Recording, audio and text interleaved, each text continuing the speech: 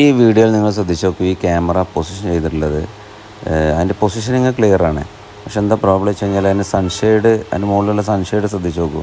അതിന് പ്രൊജക്ഷൻ കുറവായതുകൊണ്ട് നമ്മൾ ചെറിയ മഴ വന്നാൽ തന്നെ, ചെറിയ ഷീറ്റിലൊക്കെ വന്നു കഴിഞ്ഞാൽ തന്നെ കണ്ടിന്യൂസ് അതിലേക്ക് മഴ തട്ടുന്ന സന്ദർഭം ഉണ്ടാവും. ഓക്കെ, അപ്പോൾ അതിനകത്ത് ഈർപ്പം വന്ന് പൂപ്പലൊക്കെ വന്ന് ക്ലാരിറ്റി നഷ്ടപ്പെടും. അതാണ് സംഭവിക്കുന്നത്. തൊട്ടപ്പുറത്ത് ജനവാതിലുണ്ട്, ആ സൺഷെയ്ഡിന് തൊട്ട് താഴെയായിട്ടാണ് ശരിക്കും ക്യാമറ വെക്കേണ്ടത് ഈ സാഹചര്യത്തിൽ. അപ്പോൾ അത് പലപ്പോഴും സംഭവിക്കുന്നത് എന്താണെന്ന് വെച്ച് കഴിഞ്ഞാൽ, വയറിങ് ചെയ്യുന്ന സമയത്ത് ഈ പ്രൊഫഷണലായിട്ടുള്ള CCTV ടെക്നീഷ്യന്മാരെ അല്ലെങ്കിൽ അത് നന്നായിട്ട് അറിയുന്ന ആളുകളെ വിളിച്ചിട്ട് കൺസൾട്ട് ചെയ്യാത്തതിൻ്റെ ഒരു പ്രോബ്ലമാണിത്.